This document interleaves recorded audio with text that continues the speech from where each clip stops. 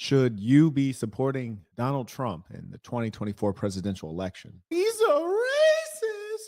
Oh no. There's been so much effort made by the left to portray Donald Trump as a racist. And because the African American as a collective is so underdeveloped, that's the scariest word in the world. He's a racist. Oh no.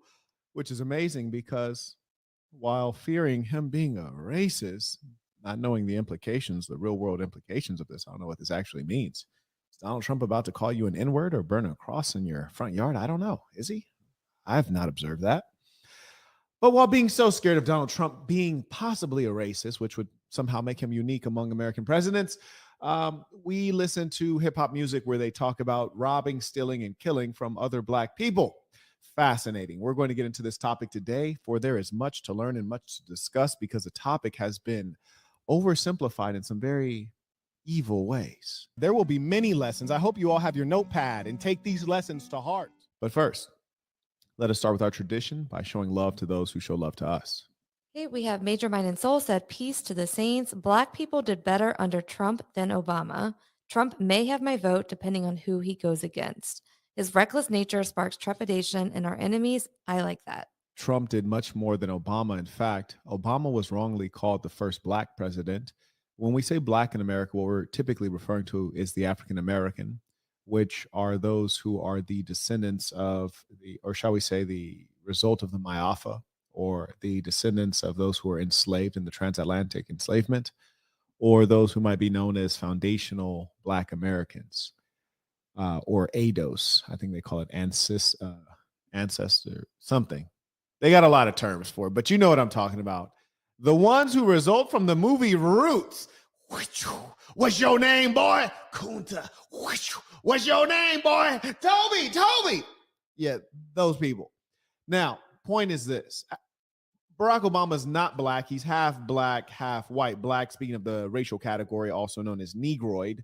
So half Black, half white, which means I don't know, but the variety of Black that he is Kenyan, which is East African. We don't have the same ancestry. That is similar to saying that an Italian is the same as a German. They're both white, but they're different types of white. They don't share the same heritage and ethnicity.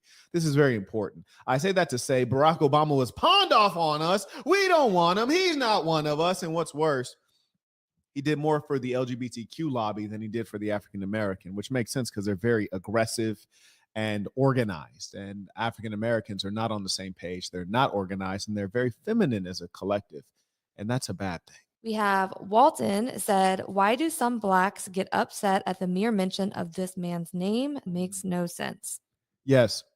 One of the major issues we have when the family breaks down, the nuclear family, is that you don't have a rational patriarch, that is a man, leading the family, teaching values, principles, and giving character education. When one has character education, they live in reality. They tend to understand human beings better. They can interact better. They're civilized. And in the absence of that civilizing force, you have these broken families, and we're in a very sick culture. People tend to be unrealistic. So, for example, you'll hear folks say things like, I don't agree with all of what so and so says. Well, this is a truism. A truism is something that's so blatantly clear and obvious that it need not be said. It's almost foolish to say it aloud, which is to say, you could be married to someone, have a husband or a wife. You don't agree with everything they say or do because they're a human being and they're not you. More importantly, they're someone outside of you.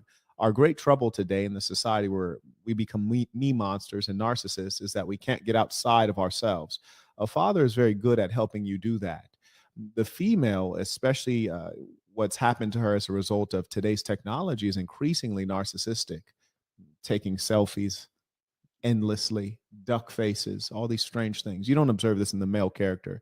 The female nature has been victim of today's technology. And so you have all these persons raised by a single mother, and we're in a society that is increasingly becoming matriarchal, which is not good. And as a result, people are increasingly unreasonable and uncompromising. And for that reason, if they see something that they think they don't agree with, then it's completely abhorrent. They don't know how to do business. They don't know how to negotiate. And that is the problem we're observing today. Okay, on PayPal, we also have Linus said, I've heard you talk about the dynamic of one being the master and the other being a slave. Do you think this applies to almost everything in life? Are we never truly equal? I don't know why anyone would even who wants to be equal. Does anyone go to the Olympics and say, you know what, I would like a gold medal, but I also want all of my competitors to get a gold medal as well? In life, we must ask ourselves the correct questions, the questions that lead us to a better outcome. You should not try to figure out how to be equal. You should try to figure out how to be supreme. And if you're uh, a man who is went through the proper maturation, I actually went through this during my boot camp, my most recent boot camp. If you have a chance to get to one of my in-person events, if you can afford it, if you have the willpower and you can get the time off, you should do it. It's transformational. It helps you understand the society and understand yourself and understand how to win and thrive. The male nature, we are of competition, females too, but males to a greater extent. When we mature properly, we know how to compete with one another. And after the competition is over and the hierarchy has been set, we can operate within the hierarchy in a respectful way, which is to say, we know how to win and we pursue winning. We also know how to lose gracefully, take a loss like a boss. But yes, you're correct. I have said that there is a master slave dynamic generally at work, and something will master, something will slave, which is to say, there will always be someone in the dominant position and someone in the weaker position, someone in the leader position and someone in the follow position. Neither of those positions are necessarily bad unless you don't want to be in it. Huh? Okay, we have Drug Hours said peace to the saints. Hey, Marquette, I finally got the sample. My manufacturer sent the wrong size. They sent a large. Should I still send it to you? I got a refund already for their mistake. You could, but I'll still need the medium because most of your customers are going to be size medium, right? Medium is essentially a representation of average, of the mean. And so you want to know that the dimensions are correct. You should also have a backup manufacturer because this person has clearly shown themselves to be perhaps incompetent. So you wouldn't be wise to trust them with a bulk order if they can't do one single unit correctly. Okay, carry on. Saints, let us get to this work today. And you will hear certainly some information you've not heard before in terms of data, but more importantly, you'll hear some arguments that you've not heard before. And it'll help you better understand your position if you're an African American and what interests you should be, pursuing vis-a-vis the president of the United States. Also, I need to share with all persons the way in which the left, which are the controllers of most media, most tech, are manipulating you. And it's actually quite sad and blatant if you pay attention. So let me illustrate for you. I typed in a simple search here. Right here, it says, what has Donald Trump done for blacks? This is a query in a Google search.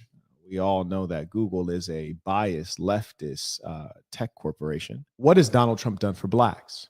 So I just typed that simple query, and this is a fairly objective statement. There's no political leaning in those two words. Donald Trump is a name done for blacks. Blacks are a group. There's nothing political about this. It's an objective question. First one comes up is fact check, and generally speaking, it's there's an underlying suggestion that something may be dishonest if we have to fact check it. It's done by Politico, which we know to be a liberal entity. It says Trump's policies for Black Americans. I think it might also be wise if you remind me to type in what has Obama done for blacks, and let's see if the results are organized in a similar way. Okay. But we see the first result is from a liberal outlet, which is fine.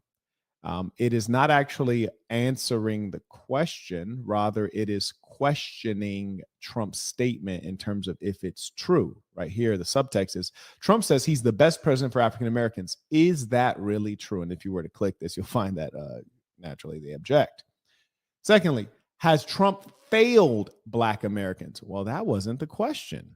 The question was not, has he failed Black Americans? And an objective question would have been, how has Trump performed for Black Americans? But to put in the term failed is suggestive.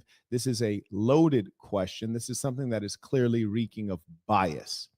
So you would ask yourself, if you're using the Google search function, why it is providing these biased results. And generally speaking, when you type a query into Google, it'll pre-populate answers. So I'm going to use a question mark after this. And then after this, I'm going to type in Obama just so you can see the difference. And I've not previewed that. I'm curious myself.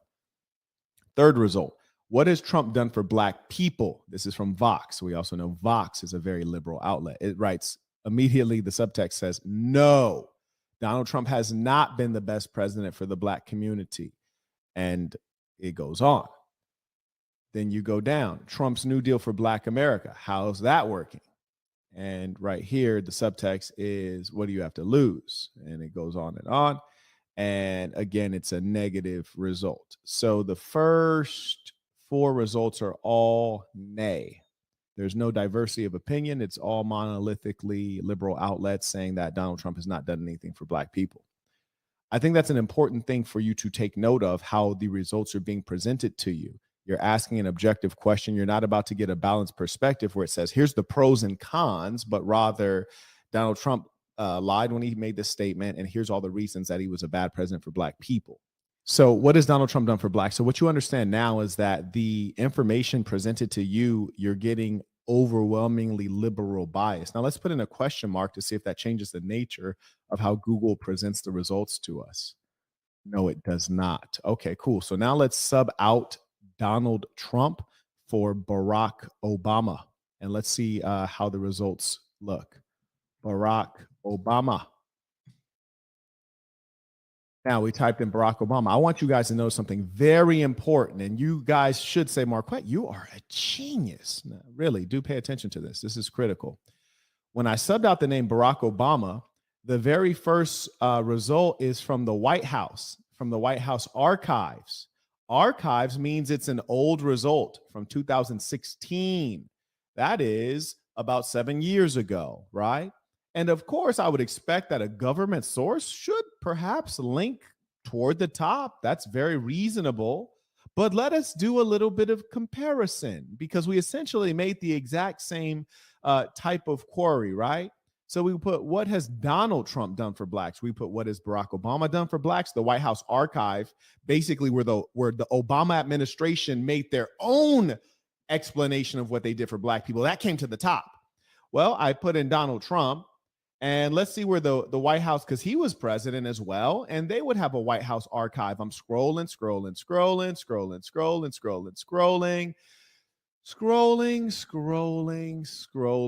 Oh, there it is. Now, someone tell me, what kind of sense does it make that when you type in Barack Obama, what has he done for Black people? The very first source is Barack Obama and his own White House telling their own story of what they have done for Black people. And Google puts that the very first result. Conversely, the exact same question, except it's Donald Trump, and we're looking for the result, the exact same result from the White House website, which is the same White House website because it's .gov. We have to scroll way down to see the Trump administration speak for themselves. So they let the Obama administration speak for themselves, top listing. But the Trump administration, you have to scroll all the way down to uncover it at the bottom of the dust heap. Does that sound fair and objective to you? Doesn't seem fair and objective to me. Doesn't make any sense. We're going to dig in today. Oh, there's much to learn. There is much to learn. So here's Politico, and they write, did Obama fail Black people? And I said Politico is generally a leftist organization. So we're going to just do a quick click and see what they say.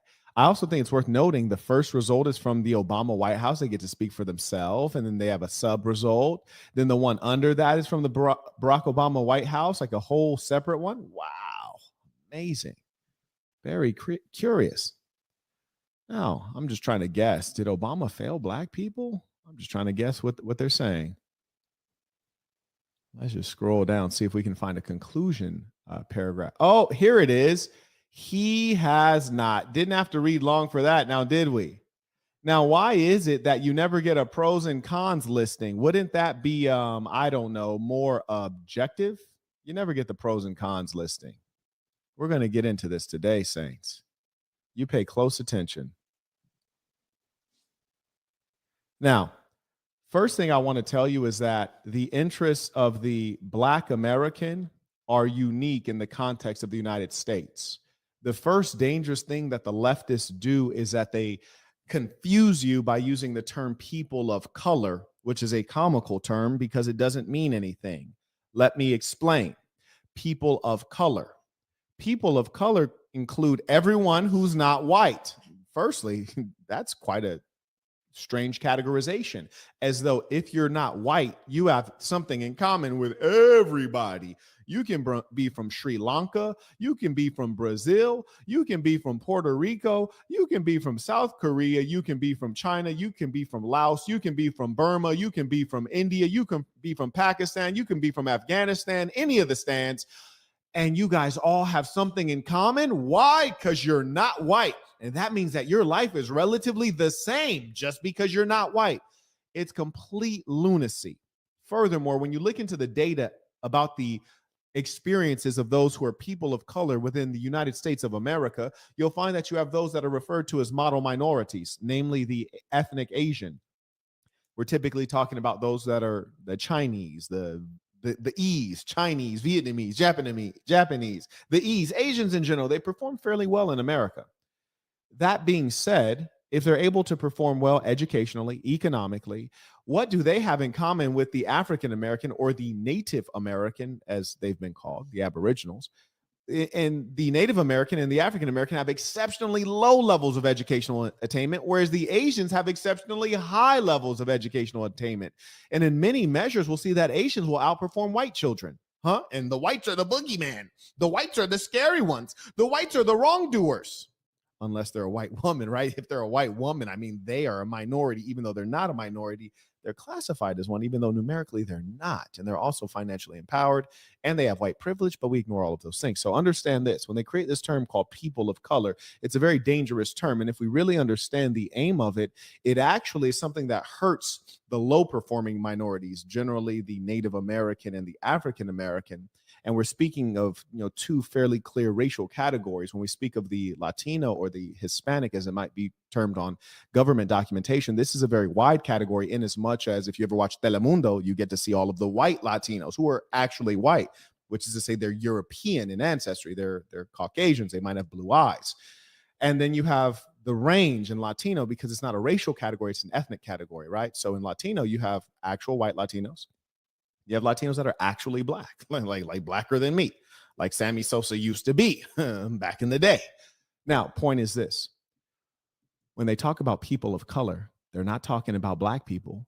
They're not talking about anyone.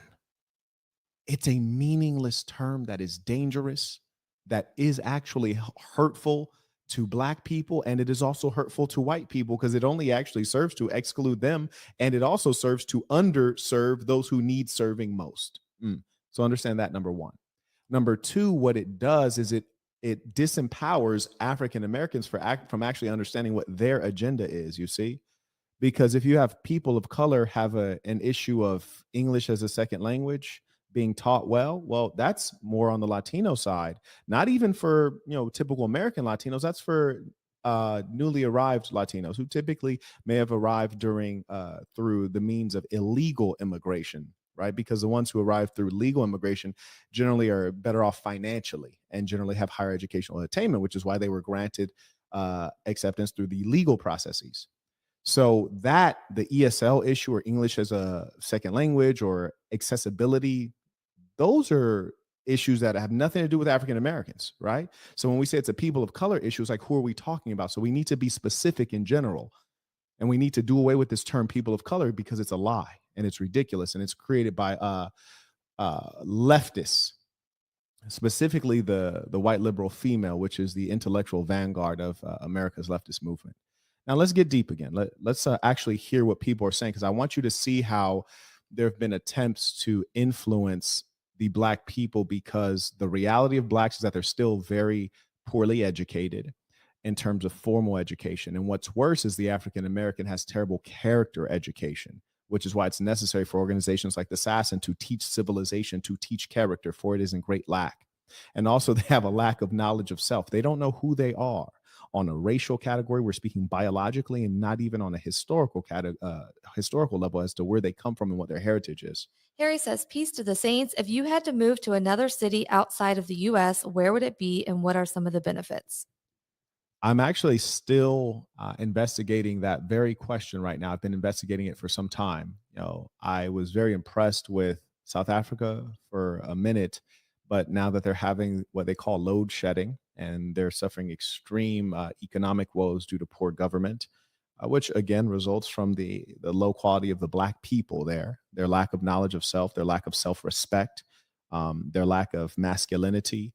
Um, I have to really rethink this. So I'm still at a search. I do like Morocco a lot. However, there are a lot of stray cats in the street.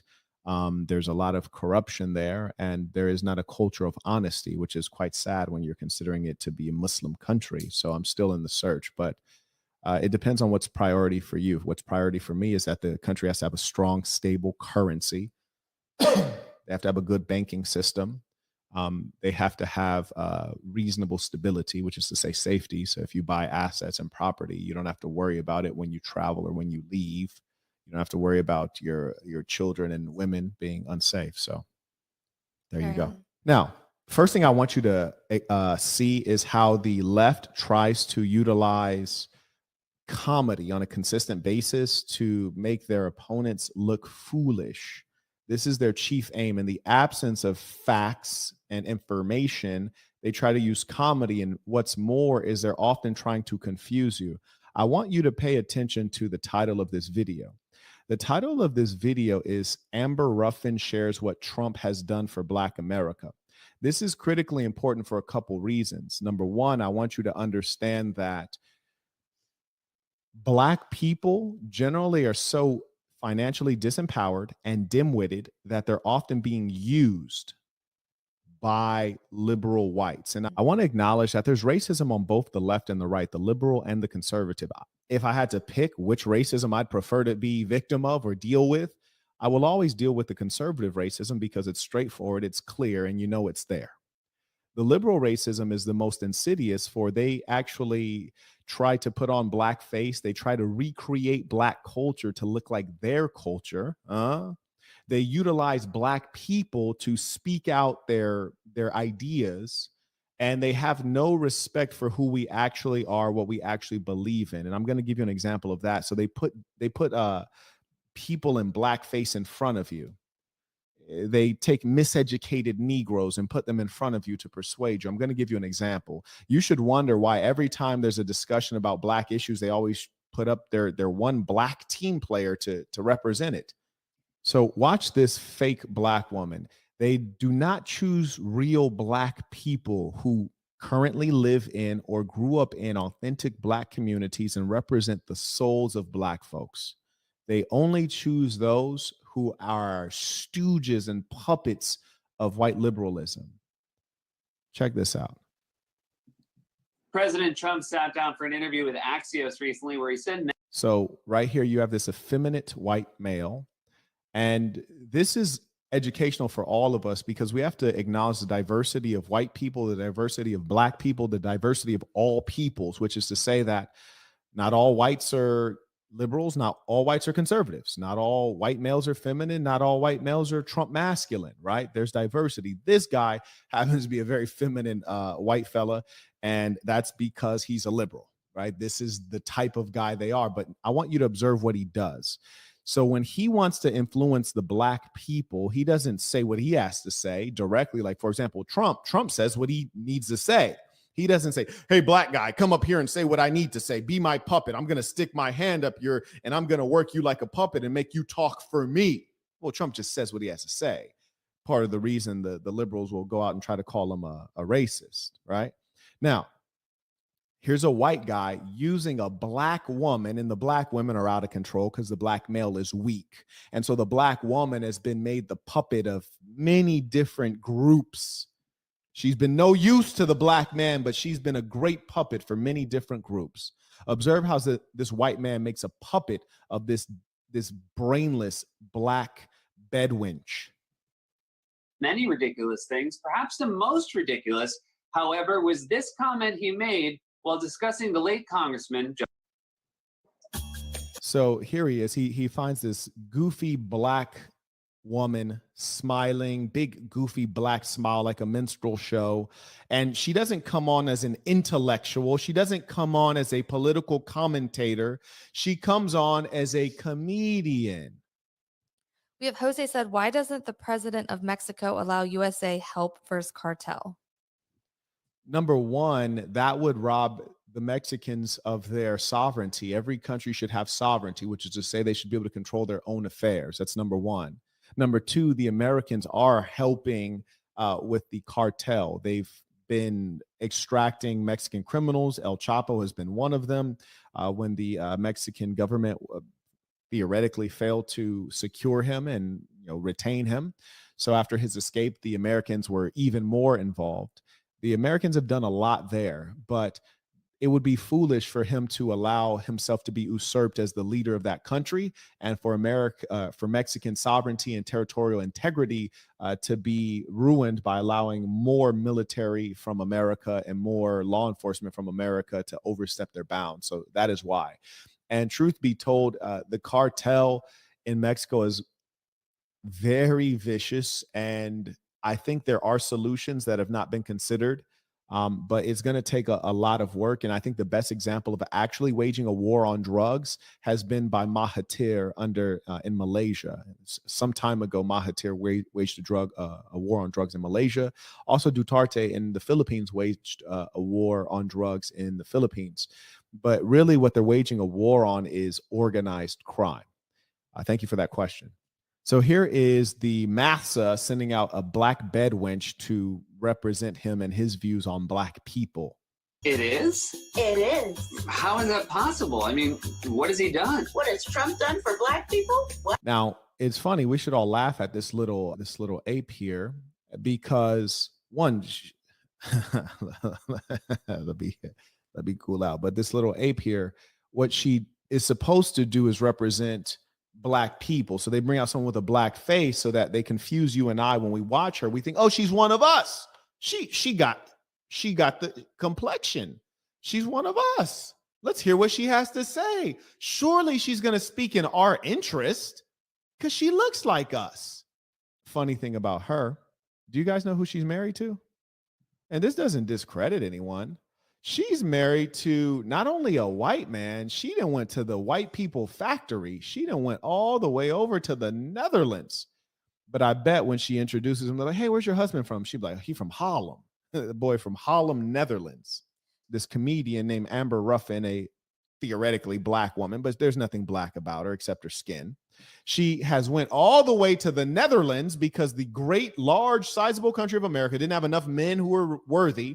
And she didn't go outside of the country to go to the homeland, get her a good black man. She went to the white people factory to get the purest of whites to the Netherlands. And she has married a man named Jan Schlittmeyer. Now, if that ain't white, I don't know what is white. And then so they get this black woman who really, really wants to be like one of the whites. And they get her and they bring her up as a representative of the blacks.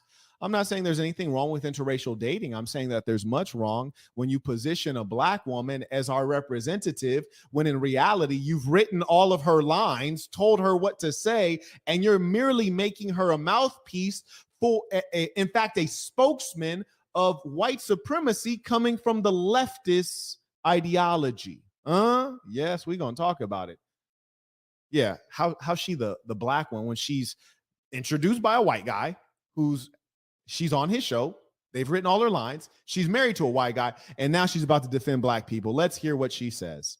The comedian, not the black intellectual, not the black political adjutant, but the comedian. Wow. Oh, acting goofy. That's great. He's done this. She's saying what Trump has done for black people. So she's being sarcastic here. This is one of the typical forms of comedy, in fact, by the left. And this is the lowest, simplest form of comedy. It's called sarcasm. So they wrote, called kneeling NFL players sons of bitch is. That's fine. That's completely fine with me. I tell you what, and here's why. Pay close attention. Number one, do I feel like we should honor the flag of the United States of America? I'm a patriot. I feel like we should honor the country, but I think the government is filthy and still is to this very day. Does it make sense that we kneel to a flag that is the same flag that held our ancestors in bondage, or is the same flag that had Jim Crow laws and wouldn't allow us to drink from a water fountain, wouldn't allow my grandparents to go to a dentist, had to go to a dentist of a veterinarian as a dentist? Yeah, people who deal with animals because that's what they thought of us. No, I don't think it's proper that we bow down or kneel to that flag. After the Nazis ended in Germany, the flag was changed. We never changed ours. So I get that. I understand the side of Colin Kaepernick. I also, as a reasonable man, understand the side of if I was a white man in America, I've had every advantage in the society. The society has been good to me. That's my flag. And I love it. And if people don't respect it, I'm not pleased about that. I understand that. A reasonable man understands that. So if he says those guys are SOBs for that, I get that.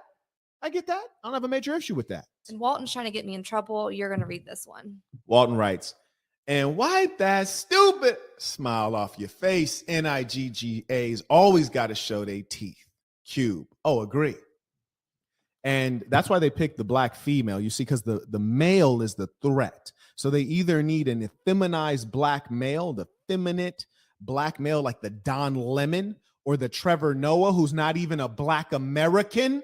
They get the watered down one, and put them up to speak their thoughts, or they get the bed wench. And the reason all should be able to respect what I'm saying is because I have the ability to understand each side and be reasonable on both sides. I understand why you would kneel instead of standing for the Pledge of Allegiance. I also understand why one should stand for the Pledge of Allegiance. And I will not lie and say that either side is 100% correct.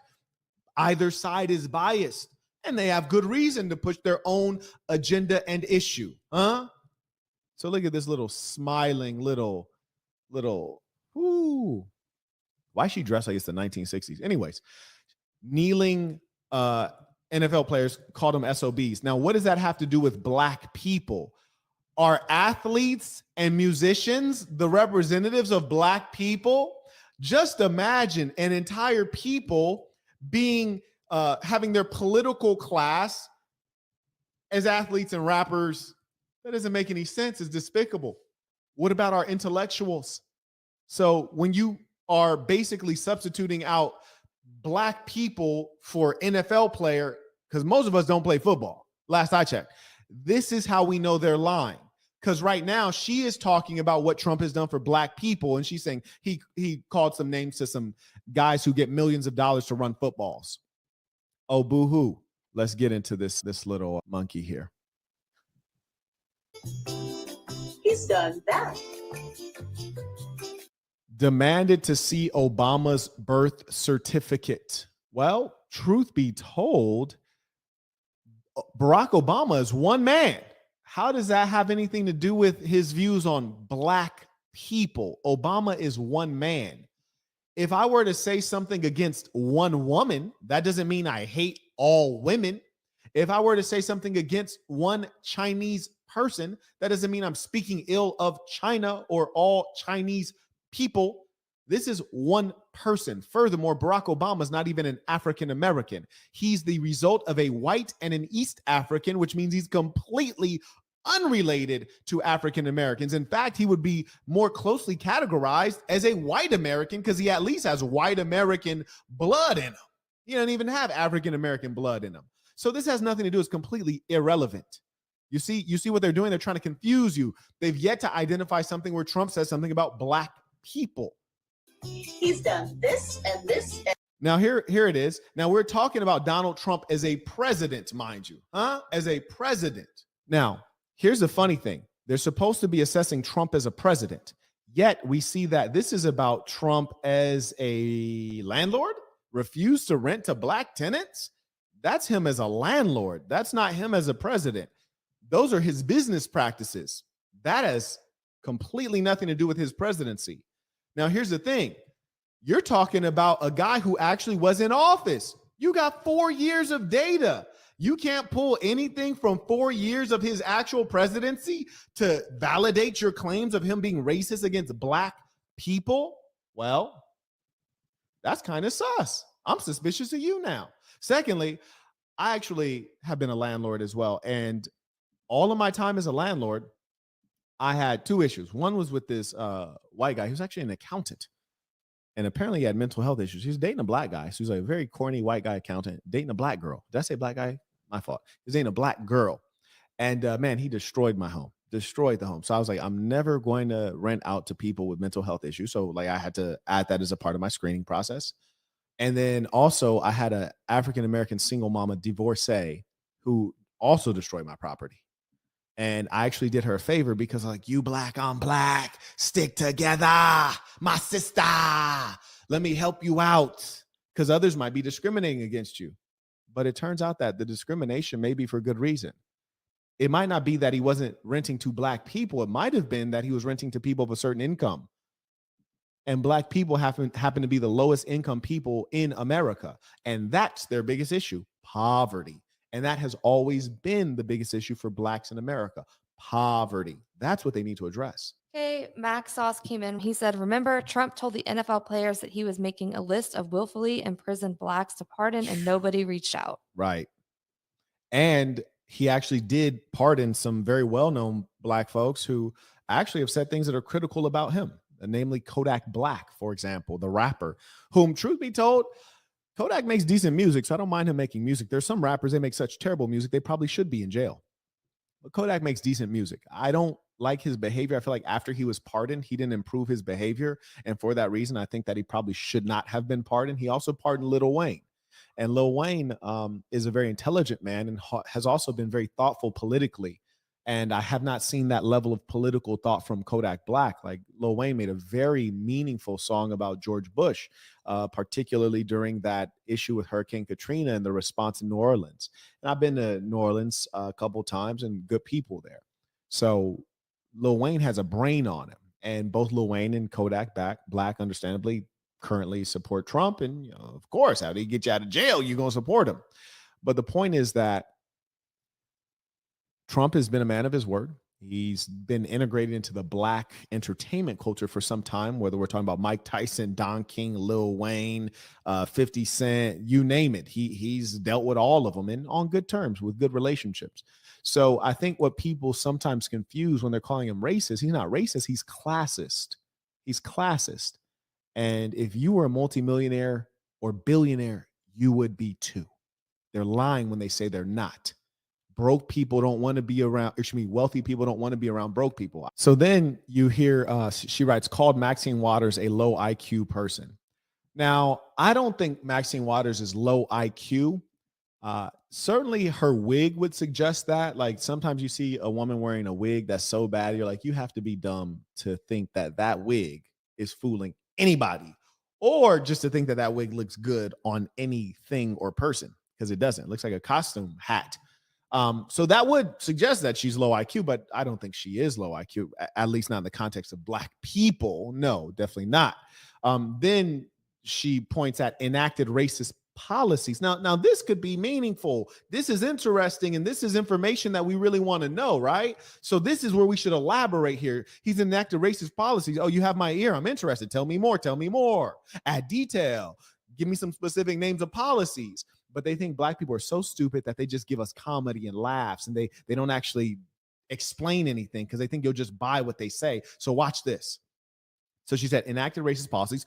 For example, because like if I said Joe Biden was a racist, I say, yeah, Joe Biden's a racist. Here's 3 quotes of Joe Biden saying racist things. If you don't vote for me, you ain't black. But you're a white guy. So what are you talking about, Joe? That doesn't make any sense.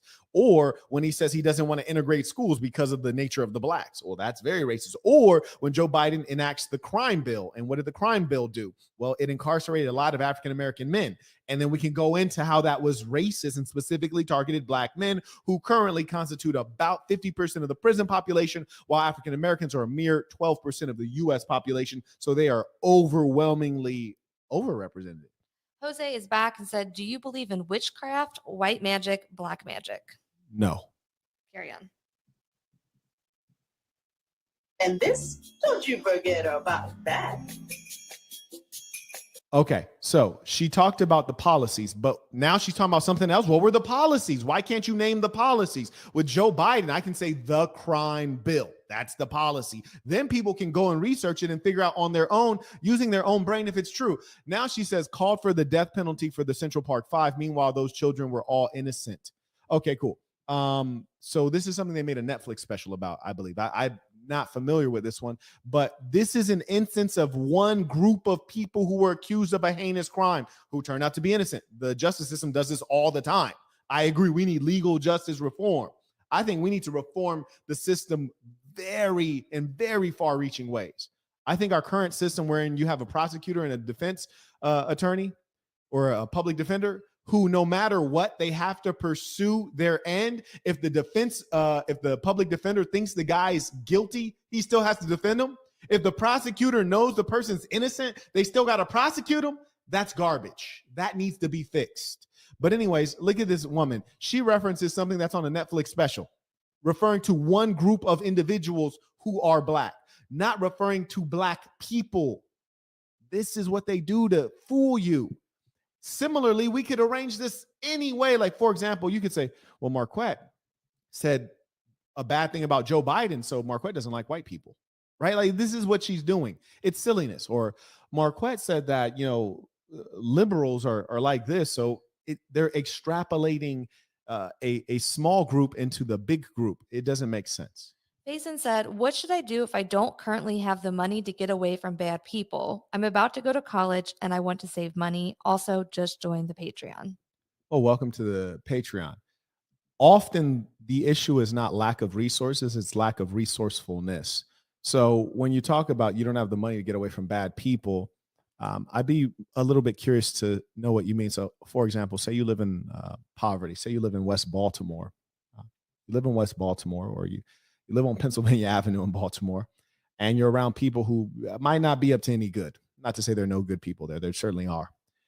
All you have to do is spend $1.25 to get on a public bus, and then take a public bus for 30 minutes, get out of the bus, and now you're in a suburb or you're in a nicer part of Baltimore, and you can go into that Starbucks or coffee shop and do your work for the day and be around people who are reasonably civilized. Personally, I don't like coffee addicts, but you can be around people who are not, on the block pitching rock or, marching down the avenue selling vagina. So that's one easy escape for your daily affairs. I think that we often have to use our creativity a little bit more, and also use the resources that are generally at our feet. So that's number one. Okay, we have Mackendall said, peace to the Saints, big homie. How's everything? Just checking in, coming off work. My reaction to your comments to Kodak, it hits home for me because we have the same ethnicity from the same city and upbringing, so I could have easily became him. Meaning you could have easily became a famous rapper. Let me know, bro. Let me know what you're talking about.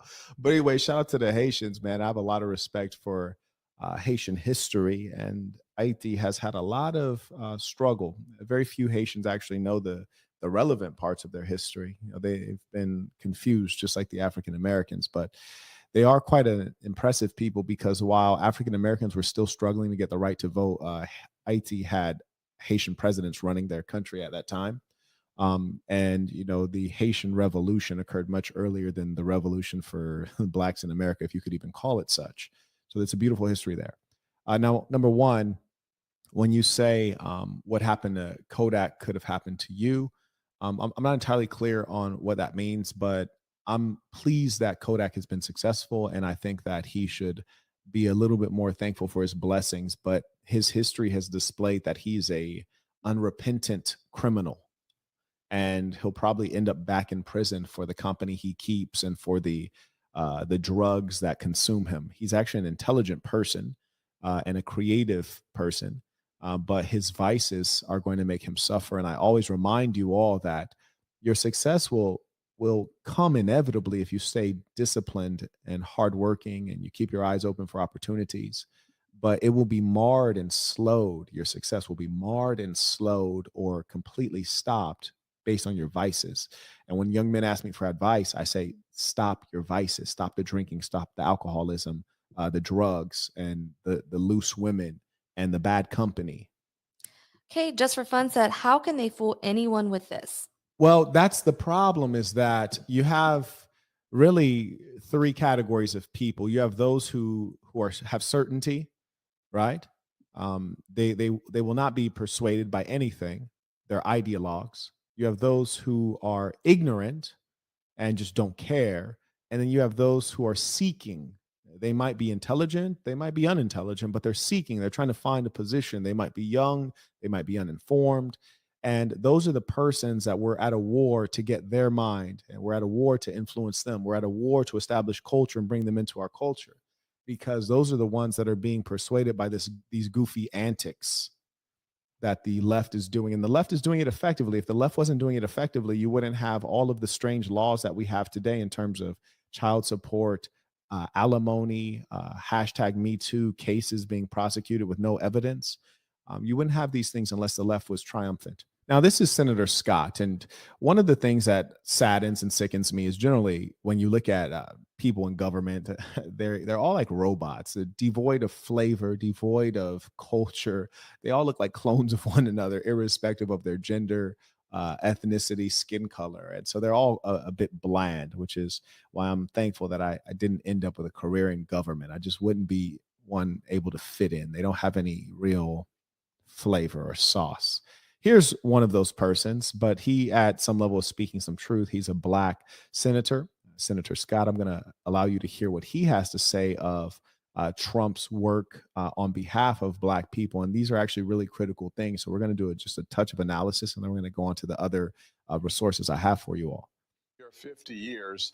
And so I do celebrate the accomplishments that he and I have been able to work together on, and beyond what you've named. We should add on to that sickle cell anemia research. So that's a really important one, because often when people were making excuses for Barack Obama, they were saying, well, how could Barack Obama make policy specific for blacks? This is what you would hear from a lot of the ignorant, uneducated African Americans when they were challenged, like, hey, what did Barack Obama do for you? What laws did he pass for you? How did he help you? They were just like, oh, he couldn't do this because it was his, he was only so much he could do. No, he did a lot for the LGBTQ. He passed a lot of legislation for them, and he kept inviting them to the White House. You dig? He had them represented. But for you, he did nothing. And when you say, well, what kind of laws could he have passed? What could he have done? How could he have funded things just for black people? Well, when Senator Scott mentioned sickle cell anemia, which is not a trait that I have or anyone in my family has, thankfully, but this is something that is more preponderant in the African American population, which is to say that when you have certain diseases or ailments that are more common in a certain community, it's going to be harder to get funding if that community is a minority community. In the case of the African Americans, are only 12% of the population. So when he increases funding for sickle cell anemia research, not to say white people don't have sickle cell anemia, they do, but it's just saying that this is more common in blacks. Like certain things are more common in blacks than whites, like, for example, lactose intolerance.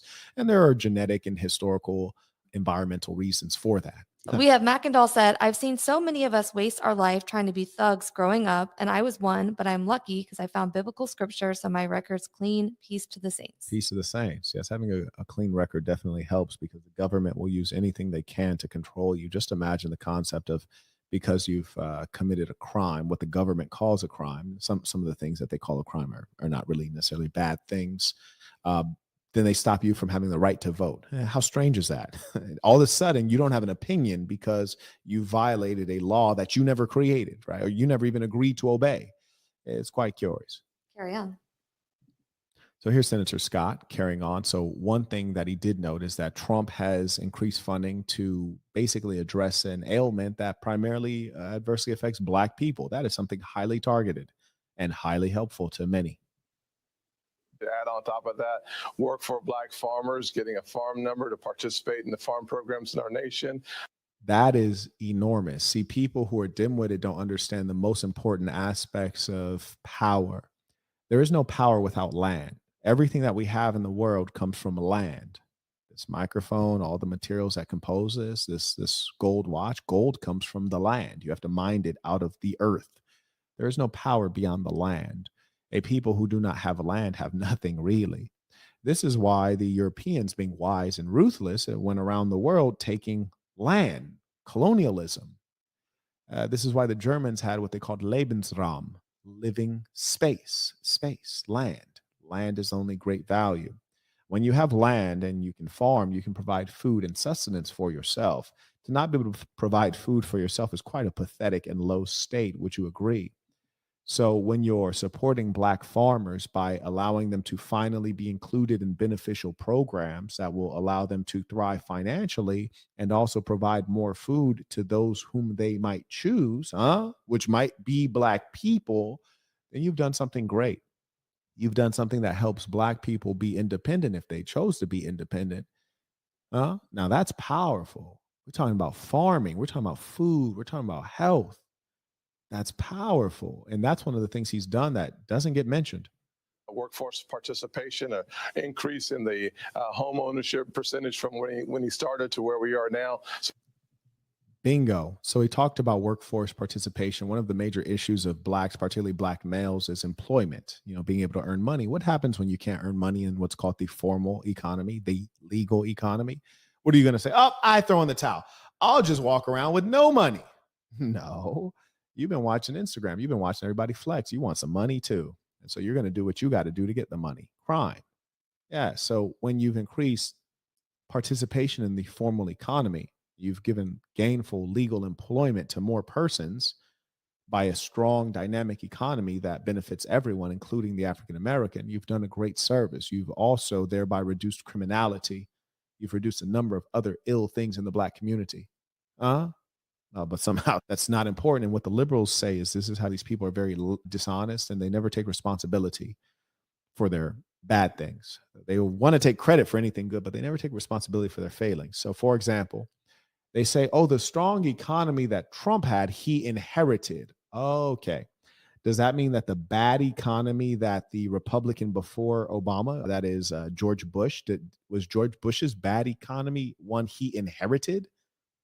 They only use this when they can't explain their failings or explain the success of their enemies. They can't explain the success of Trump's economy because they'd have to tell the truth and they'd have to praise him. So they say, oh, his strong economy, well, that's from what Obama did. Okay, so then why was the economy not strong during Obama? Why was it strong during Trump? Come on now. And if that's the way the economy works, is that you don't see the effect until after the person's done being president, why don't we have longer term limits then? Like, come on, like this stuff is ludicrous. It's dishonest. He passed the national database that the Democrats said would be critical for us to have the information so that bad officers are not able to hop from one agency to the other agency. I had the preservation of the records he created. This is a really important one. Often the left positions Donald Trump as a recluse who supports police no matter what, whether they're good cops or bad cops. But Senator Scott has pointed out that Trump has been responsible for creating a registry so that when a police officer is identified as being one who is not fit to be in law enforcement, there's now a national database. And mind you, this is now something that kind of mirrors what they have for criminals. There are national databases with criminal DNA and criminal fingerprints, etc. And now we have something for law enforcement to make sure that those law enforcement officers who are in many ways as dangerous as criminals, that they can be tracked nationally so that they no longer end up in positions of powers where they're armed and they can do harm to the public, particularly the African American public. This is very meaningful. And in fact, as Senator Scott pointed out, this is something that Democrats had mentioned and Trump got it done. And that's really been what Trump has been known for over his lifetime, is getting things done fairly quickly. And so that's something that we have to acknowledge. And if the leftists and Antifa and Black Lives Matter were really concerned about what they say, the lives of Black men, innocent Black men being victim of police, which they don't care about. But if that were the case, they would be praising Trump for these kinds of efforts and accomplishments because this is major. The national database that the left wanted, a good decision probably on both sides. And my legislation spoke to the local preservation. A second issue that we talked about that he did in the executive order was he spoke to the importance of co-responders to scenes, especially scenes that include mental instability or alcohol. So I think that was that's decent. Like, I'm not terribly sensitive on the policing side of things. The truth is this: if we actually want progress in the Black community around Black folks not police, what we really need is for Black people to have better character, integrity, and reduce criminality and reduce usage of drugs and reliance on things like that. Because I can tell you, when I grew up, before marijuana was legal, every Black guy I was friends with and every Latino guy I was friends with, I didn't grow up around white folks, but every Black and Latino guy I was friends with, they all smoked marijuana. Every last one of them. They all smoke and drink. That was against the law. So they were breaking the law. And because we lived in poverty, our environment was crawling with law enforcement. So surely they're going to end up with a criminal record early on because they're actually breaking the law. So the step one would be to get us to stop breaking meaningful laws. Like, I actually think it's a good law not to be smoking weed and drinking alcohol in early age. And not only is that a moral belief, but there's actually science that explains how marijuana consumption, recreational usage, adversely affects brain development in children. So that would be my starting point. I'm not going to discuss the bandage. Let's go to the root of things. Now let's get deep. Observe this right here. This shows you how the left is brainwashed, and the Blacks who support the left are the lowest of us. They're those who are low IQ. They're those who are easily influenced. They're those who want handouts because they know they will never be clever enough to do for self. So they want handouts because they want to live better than they deserve to live. First off, you got this boy wearing a pink kufi. I'm already suspicious. Number one, why are you wearing a kufi in general? Number two, why is the kufi pink? I'm concerned. What is this boy doing? Now, here we go. Now let's listen here. This is real. I was fined $695 for not having medical insurance in 2016 under Obamacare. Okay. Let me go ahead and tell you how real this was. I too was fined for not having medical insurance. At that time, I was a very young man in my early 20s, building a tech company. I also had employees that I had hired. We received significant fines for not providing health insurance. Not only did this hurt me as an impoverished Black man and an entrepreneur, it also hurt many others who were running businesses, because if they were offering full-time work but not offering certain health benefits, they had to reduce full-time workers to be part-time workers so that they didn't have to abide by Obama's requirement to provide health care, health insurance. So what happened is a lot of people who were gainfully employed had their full-time employment reduced to part-time employment, or they were fired and let go because Obama, not being a businessman, put increased burden, financial burden, on small business. Who runs small business? Poorer people, lower income Americans. Do Black people run, when Black people run businesses, are they generally running the big businesses or the small businesses? Yeah, this woman is speaking the truth. Let's hear more from her. And thank you to those who consistently support the work as I go on. I do appreciate that. Here she is speaking her mind. Okay. So why is he gonna fine me $695? I don't know, but this was our Uh-huh. Because their so-called Black president didn't have nothing good in mind for Black Americans. Believe it or not, You don't know what's. Do you feel like Trump is actually doing more for Black Americans than Obama did? Oh, most definitely. When he repealed the individual mandate, although I have medical, if I decide to drop it, I won't be fined when I file my taxes in 2020. Okay. So what she's saying is that Trump is allowing you to keep more of your own money. What Obama did was he actually took more money out of the pockets of everyday people. Notice the hypocrisy here. I want you to observe how this interviewer is so biased, trying to insert his opinion into this Black person's mind. Who are you going to vote for today? More than likely Trump again. Why? I don't know. He's hitting on a lot of measures that I'm kind of like concerned about. You know, Like what? Tell me what. well, the Black community, I am concerned about us being able to get employment, education for Black people is very serious and critical here. Now, number one, you can tell by the interviewer, not you, I can tell by the interviewer's tonation that this is a Black interviewer. Secondly, he seems like he might be curious about her reasons, but we're about to find that he's going to expose himself for being very biased.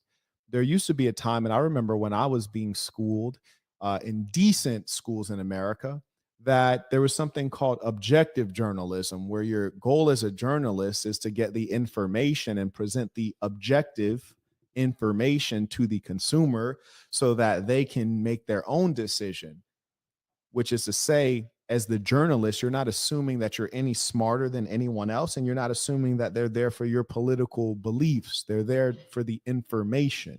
Thank you. Los Angeles. Issues would be illegal immigration.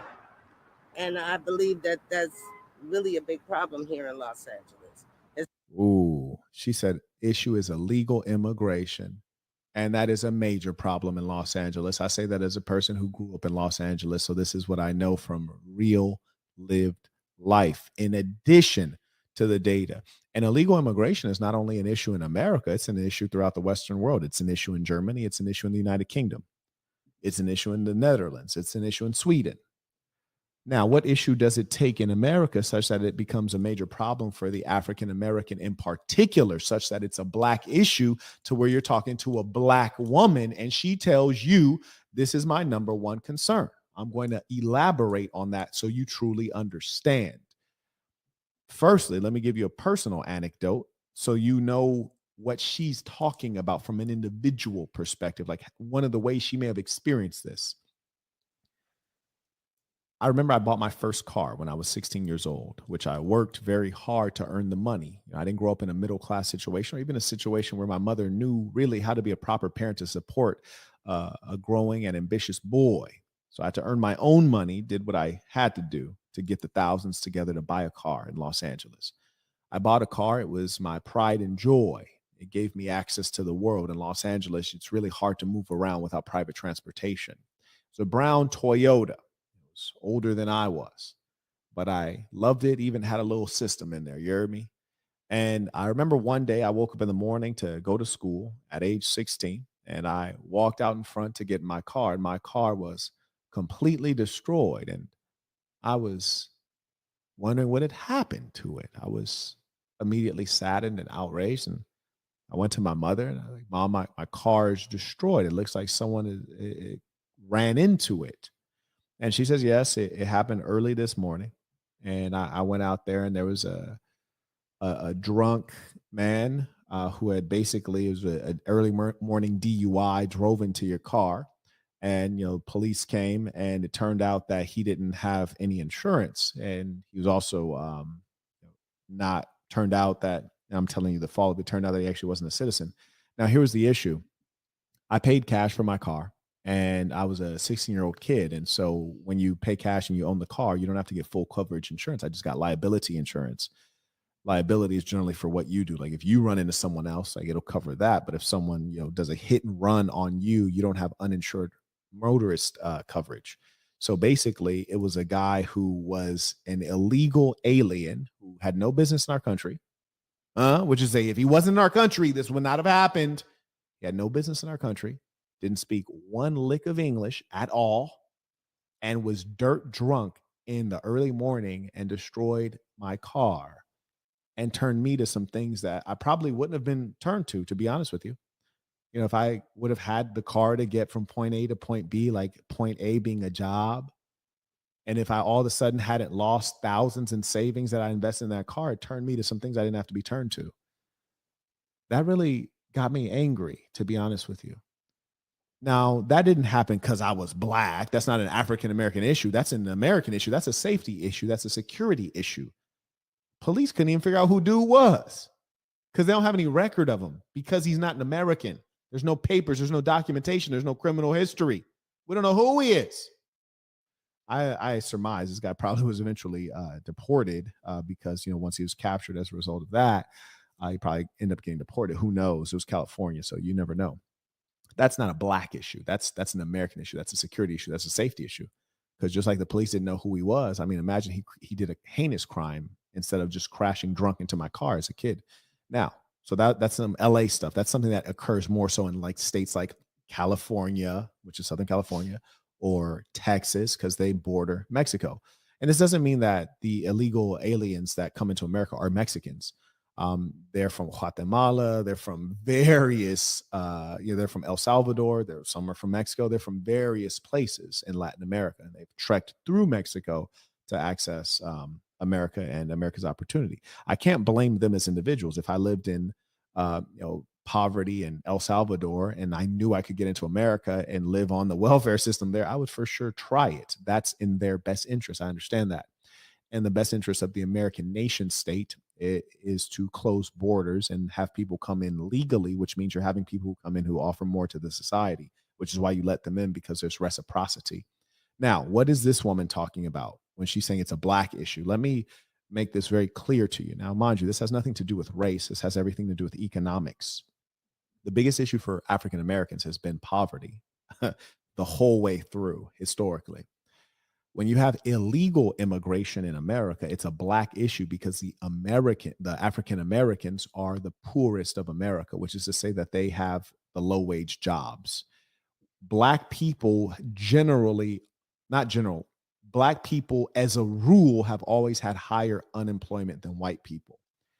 And the saying in the black community has been, you're the last hired, you're the first fired. Last hired, first fired. That's been the saying in the black community. I remember that from my grandma and from my mother as well. And I certainly remember having a good education and applying for jobs and not being able to get one. That being said, when you have black people who have very low levels of educational attainment, low education, they have high levels of unemployment, they're scrambling for low wage jobs and they're competing for low wage jobs that are unskilled labor. When you bring in significant illegal immigration, you're doing two dangerous things. Number one, you're increasing competition for a certain pool of jobs significantly. But the worst thing you're doing is you're reducing the wages. You're either keeping the wages stagnant, which means they won't climb with inflation or rising cost of living, or what's worse is you're dropping the wages. And you're dropping the wages because you're paying people in cash off the books. You're de-skilling the local population as well, because it used to be that black people were really good with working with their hands. They were very good vocationally. They had trades, and that's because when they were coming out of enslavement, they weren't going to liberal arts colleges. They were going into trades, so they were good tradesmen, craftsmen. And over time, that reduced as they were fooled and went into higher education and got skills that are useless. Like, I'm a professor of African American studies or gender studies or sociology, and they couldn't get a job. So anyways, you basically have black people competing with the major influx of illegal immigration, primarily from Latin America, which is people competing for low wage jobs that don't require skills, and they're driving down the wages. And then you have people who would lie and say, oh, well, black people don't want to pick strawberries anyways. You're correct. Latinos don't want to pick strawberries in either. Mexicans don't want to pick strawberries either. They want better wages. So if you're in Mexico and you can pick strawberries in America and get a better wage than you would in Mexico, you're going to do that. And that's what they do. But here's the thing. If the wages in America were at a market rate based on our current population, not a whole scab workforce of illegal immigrants who are going to work for cash under the table and work for a lower wage, then the wage would have risen up to where people would have picked the strawberries because the wage would be appropriate for their cost of living. So that doesn't hold water. That argument is actually not true. I mean, black people pick cotton. You heard me? Black people pick cotton. They can pick strawberries. I mean, it's just complete idiocy and foolishness. Now, I want to be clear that what the left does is they try to lie and say that Trump is racist because he doesn't want to allow illegal immigration, as though it's because the immigrants are Latino or black. No, it's not because they're Latino or black. It's because they don't have skills. It's because they come here with diseases because they're poor and they don't have education and they're not going to contribute much. And they're the ones who are most likely to have to utilize the welfare systems, the emergency rooms in our hospitals and things like that. That's what he's against, and that's what every American should be against. And the United Kingdom is experiencing similar problems. And their poor illegal immigrants aren't coming from Latin America. They're coming from poor European countries. They're coming from Albania and places like that. They're coming from Eastern Europe. They're poor whites.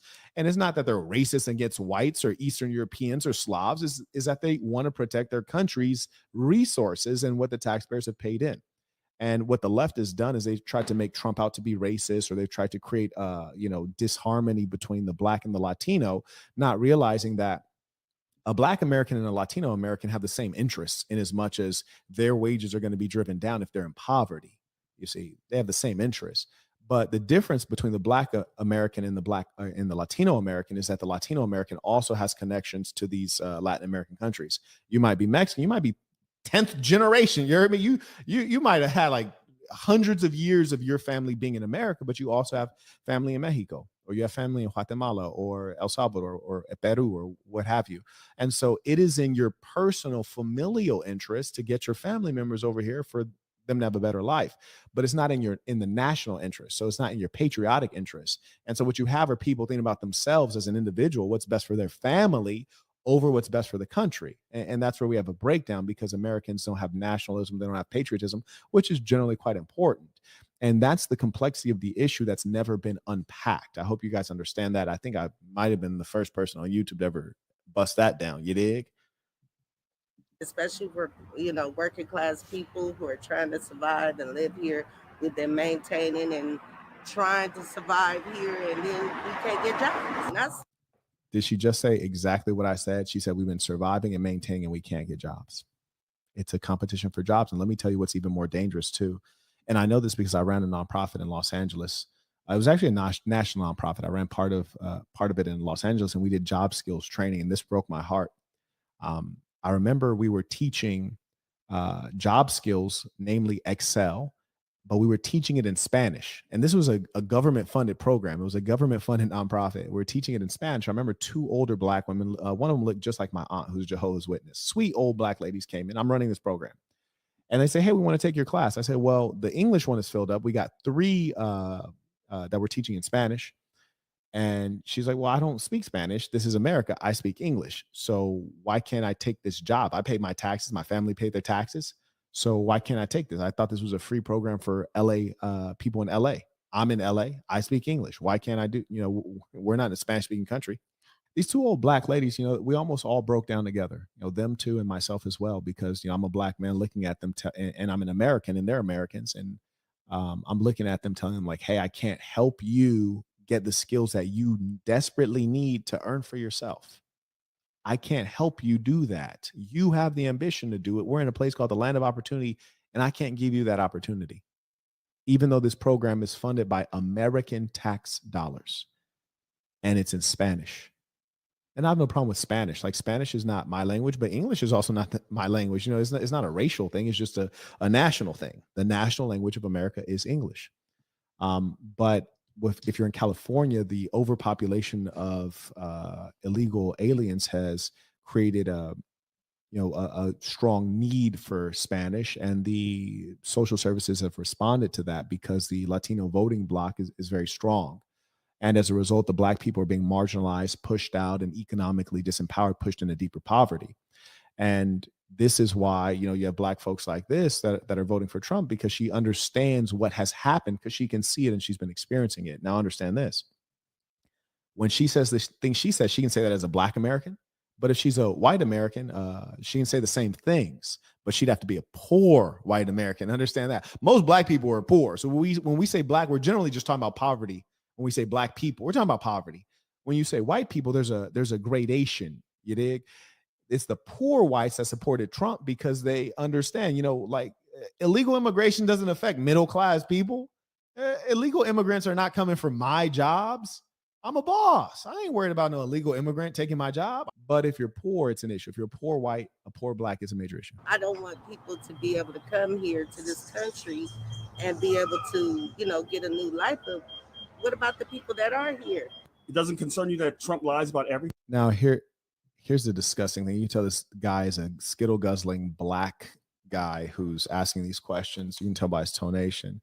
Now, she didn't just pour it out her heart, basically talking about survival. She's talking about survival. You hear me? Survival, food, shelter. These are the basic necessities of all human beings. The ideologue, the leftist ideologue, the blackface white liberal, he's a blackface white female liberal. He is now trying to push his agenda. Instead of responding to what she said and validating the truth of it, he's now trying to push his agenda. Now, here's the funny thing. It doesn't concern you that Trump lies about everything. This is when you know you're dealing with someone who's also lying. Everything?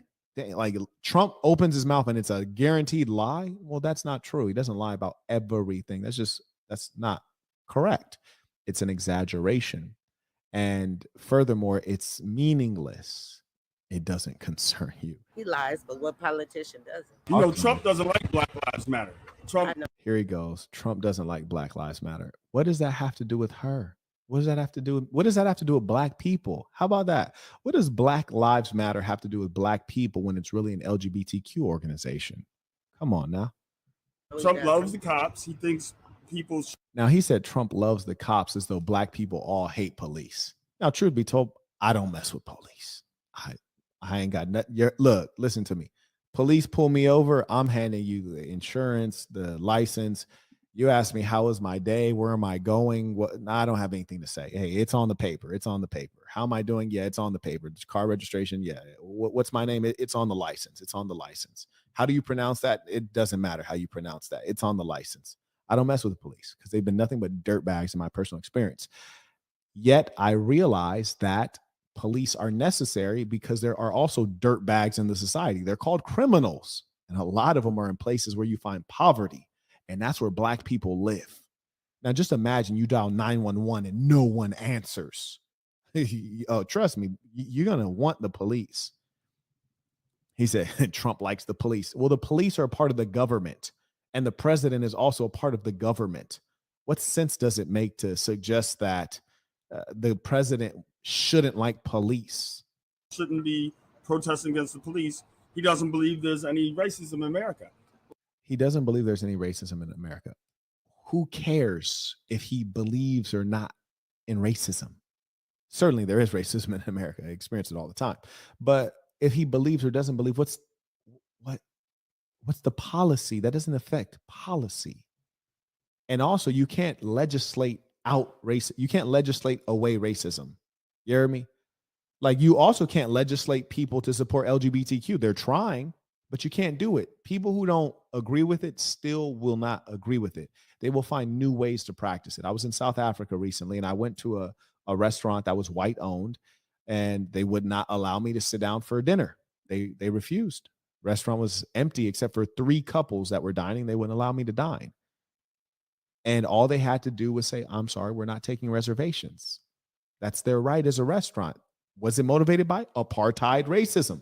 You can't legislate away racism. I believe there is racism, and we have good cops and we have bad cops. I don't have a problem with police officers. He harassing this woman. Many inner city black people do. I don't. You know, and there's not all racism in there. Like any group of people, you have good, you have bad. Talk to him, sis. So I mean, we just have to weed out the bad officers, and that's just it. That's just the way I feel. I feel like we're being smothered here and starved out of California. And Trump is going to change that? Trump is not going to change it, but I'm not going to jump on the bandwagon with people who's been smothering my people out. You're looking at two evils. There you go.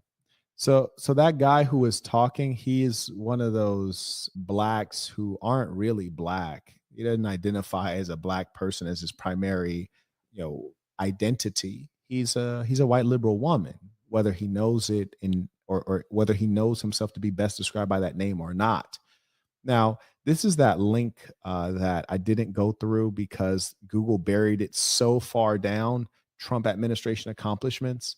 Yeah, Google makes it hard to find this link, although the analog, which is the Obama administration accomplishments website on the exact same domain, is very easy to find because it's the first Google search result. Trump administration accomplishments. I think there's a couple of these that are worth highlighting. It says before the China virus invaded our shores. I like how they call that the China virus. You need to not forget that it's also the America virus because you got guys like Dr. Fauci who use taxpayer money to fund this kind of a virus. It's quite sick and sad. The other irony is that I thought China was supposed to be our enemy, yet we're collaborating with them to create deadly viruses that basically hurt the entire planet Earth. Shocker.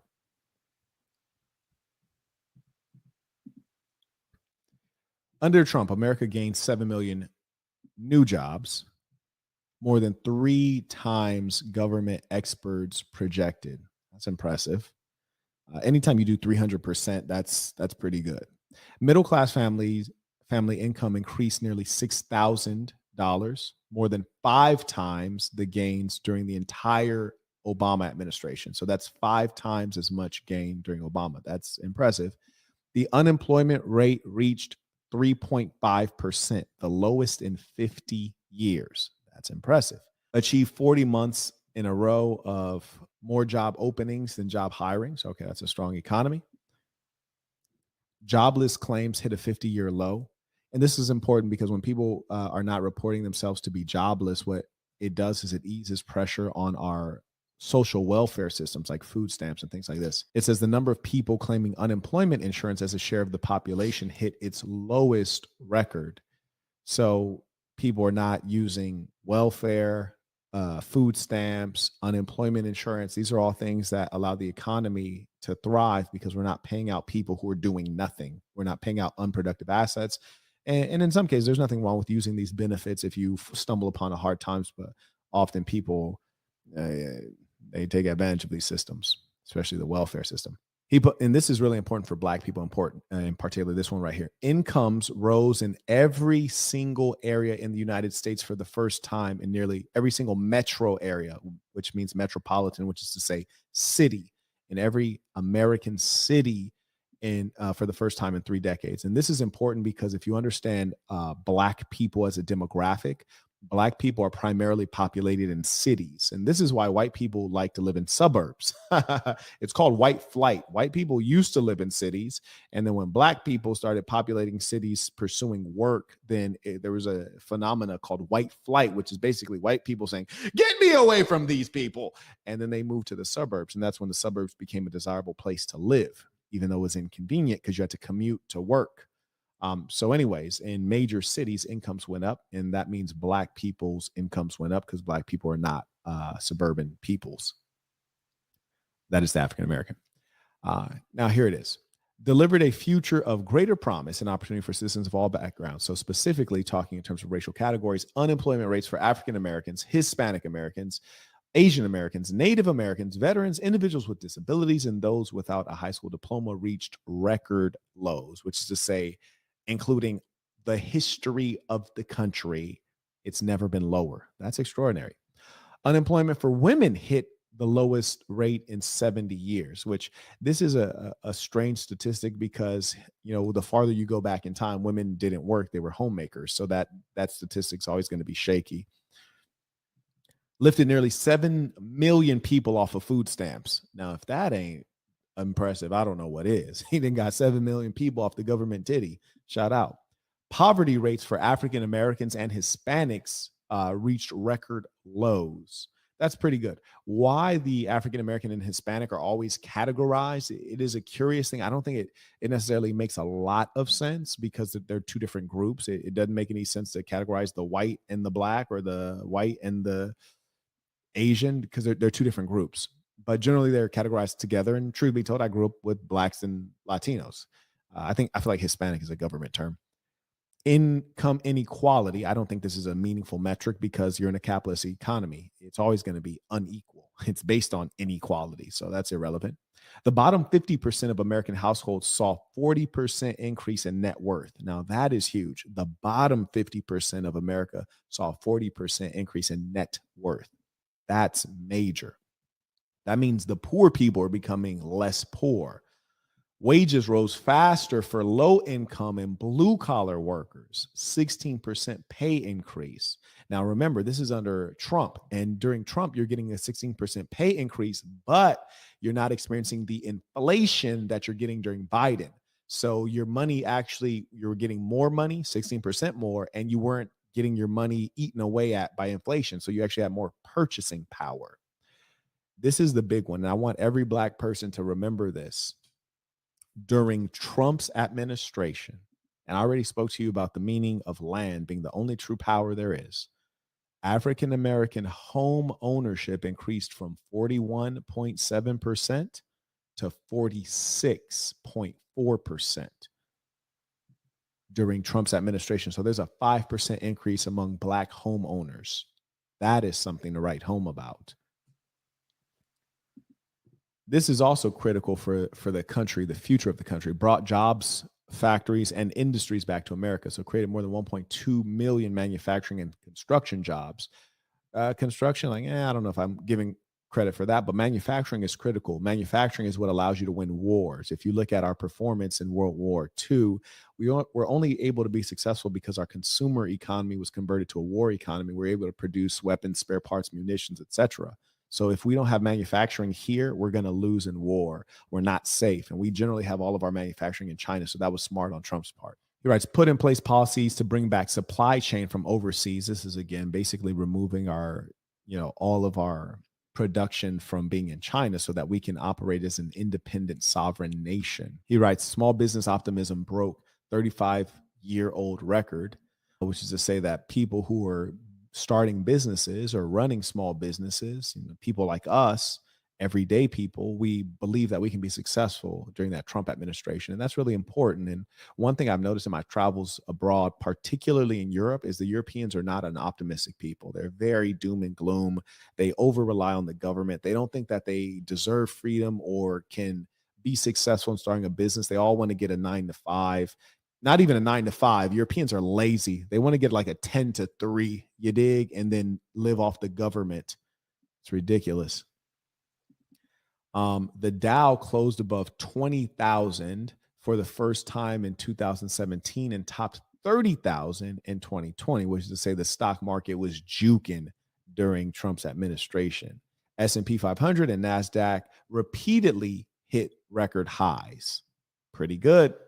Now, what we could hope for, now what we're seeing right now during Biden is the opposite. The stock market has been in the toilet during the entire Biden administration. Best thing you can do is buy stock cheaply and pray to God that Biden doesn't get a second term. Because I tell you what would happen if you buy stock right now during this Biden administration, you hold on to it, and then Biden does not get a second term. Anyone who comes in after Biden is going to be better than Biden. You're going to get some real money. On Cash App, we have B-Man said, tuition, vital information here. Peace to the saints. I appreciate those who recognize it and show what they know. Rebuilding and investing in rural America. Now, that's curious. This definitely doesn't apply to Black people, but let's see what he says, and we'll go on to the next thing. Signed an executive order on modernizing the regulatory framework for agricultural biotechnology products. Okay. Strengthen America's rural economy by investing $1.3 billion. That's not much money when you consider how much we've given to Ukraine. I'm not impressed. Just for fun said, I had English teachers bringing us articles about how Trump is bad, the wage gap. All the info given to us pointed to one direction, indoctrination. It is total indoctrination. And the saddest thing in America is when you have people suggest that natural things are wrong. A wage gap is natural.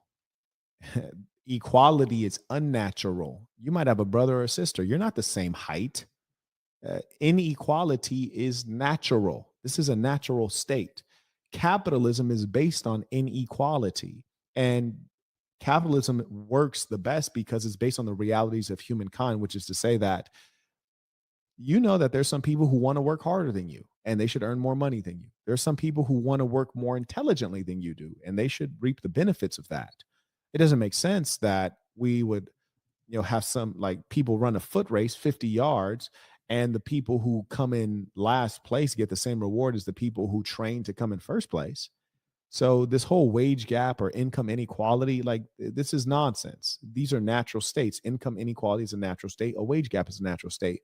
What we need to focus on is how can you be happy with the income that you do have?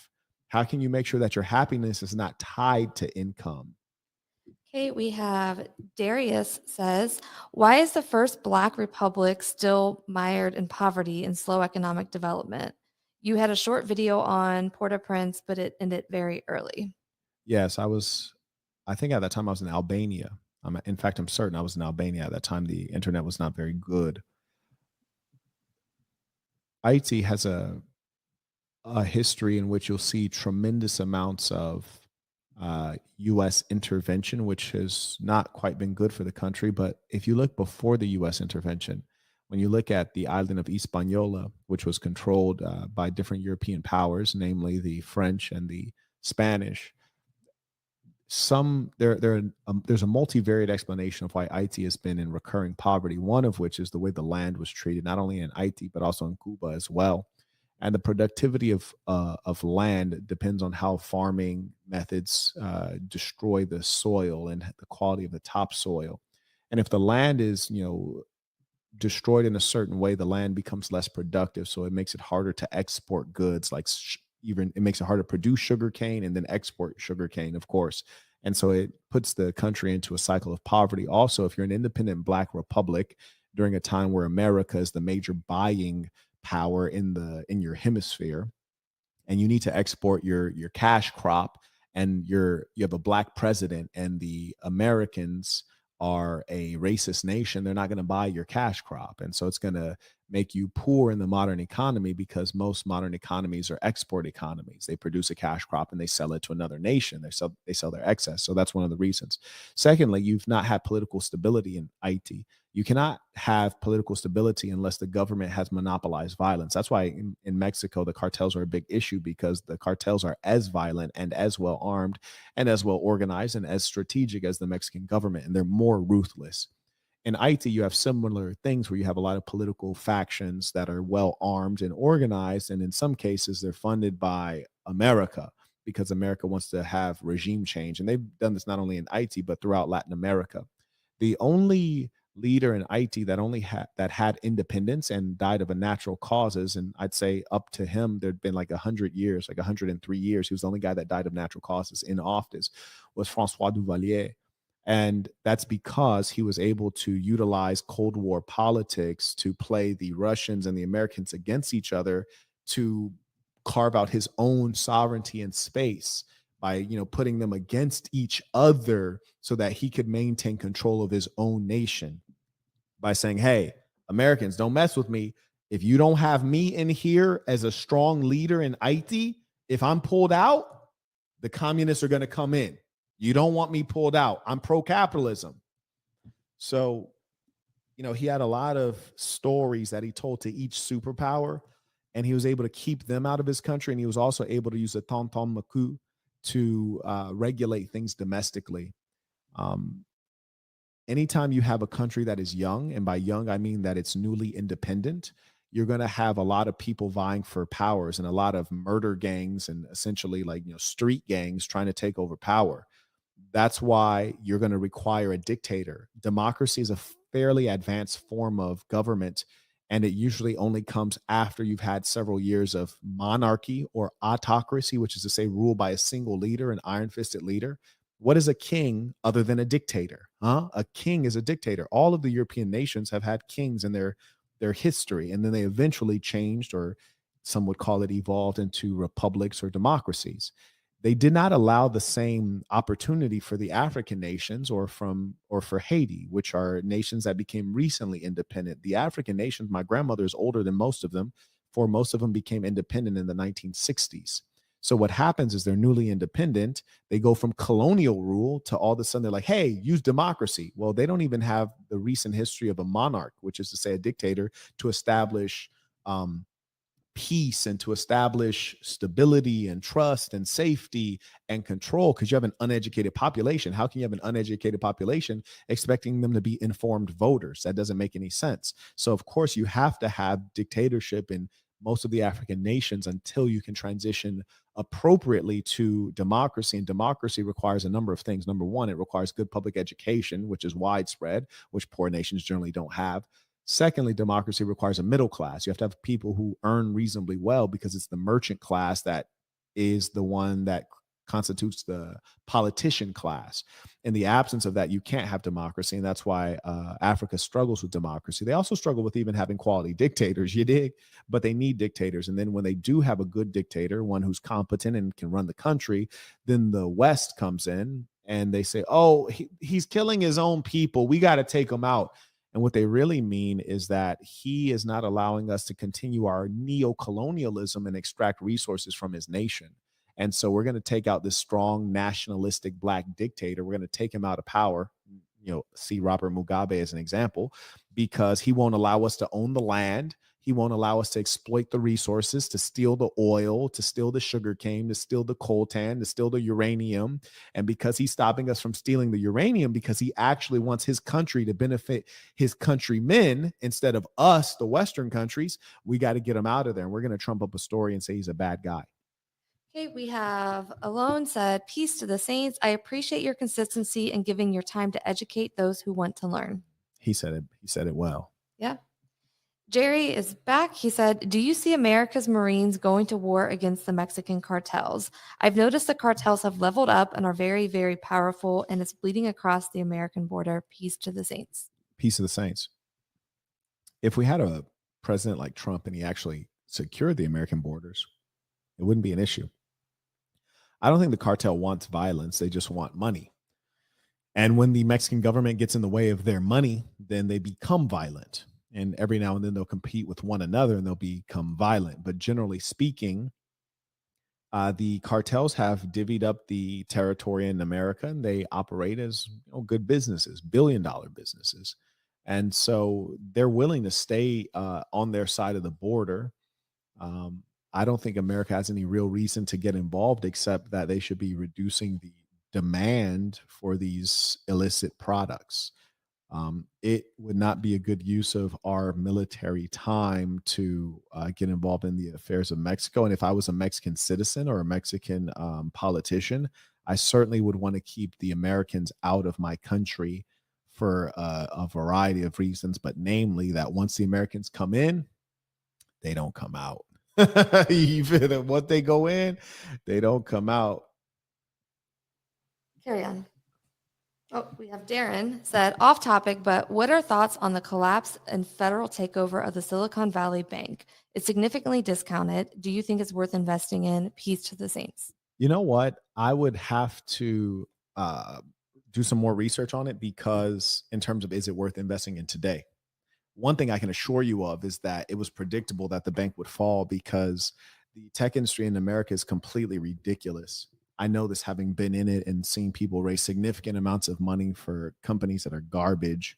And they've had Twitter type situations where the company's not making a penny. They got millions of users. They're incurring billion-dollar level expenses, not bringing in any meaningful revenue, yet you still got investors diving in. The Theranos debacle was one such situation. WeWork was another example of that. We've seen it repeatedly.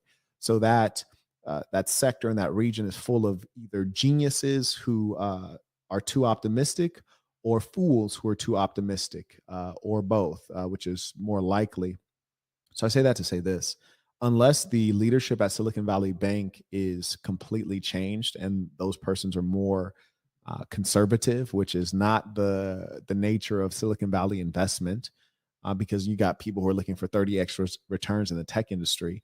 Unless they replace those executives with people who are more conservative, then you're going to be in the same situation again.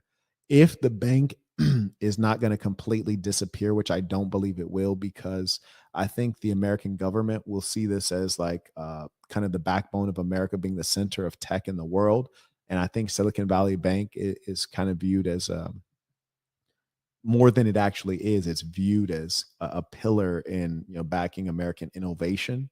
So I think that the bank will probably end up getting saved. I saw this with no information. I haven't researched it.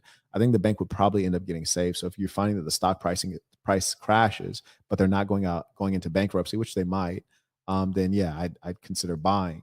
But I would probably stay away from it, just because when you have a stock that you buy low and it's on its way to bankruptcy and it goes into bankruptcy, you're basically screwed. You're basically screwed there.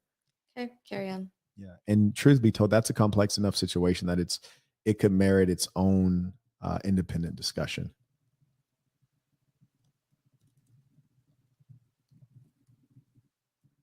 African Americans and the economy under Trump. And that really should be the only thing that Black people care about, is the economy. They talk about racism like like Trump is going to show up at your job calling you an N-word. Black people are funny. Democrats may not have noticed how the Black community benefited from this economy, but Black voters sure did. It has been 6 months since President Trump left the White House, and the Democrats are still race baiting. Former President and Republican Representative Byron Donald was yet another target of Democrats' wrath in this respect after he was denied entry into the Congressional Black Caucus because of his continued support for President Trump. That's sad.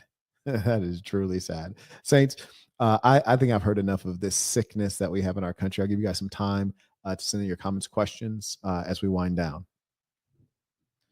This shirt you cannot get in white, but you can get it in the other colors: military green, sand. I think we probably got to, of course, have it in black as well. And I think this is linked in the description. And this is stitched. You dig? This is not a print on. This is high quality stitching. And also, it's not currently available, like easy to find on the website, but we did put on the community tab the Boss University. If you want to get the pre-order, we're obviously going to increase the price when it's ready to go. And I like doing pre-orders because it makes things accessible for folks. You know, for young people who might be in college, people might be putting together their financial picture.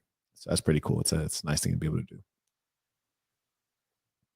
But after that, if you're late, hey, you're late. You snooze, you lose. And, you know, at some point, we should probably acknowledge all the folks who got the Boss University on pre-order. Yeah.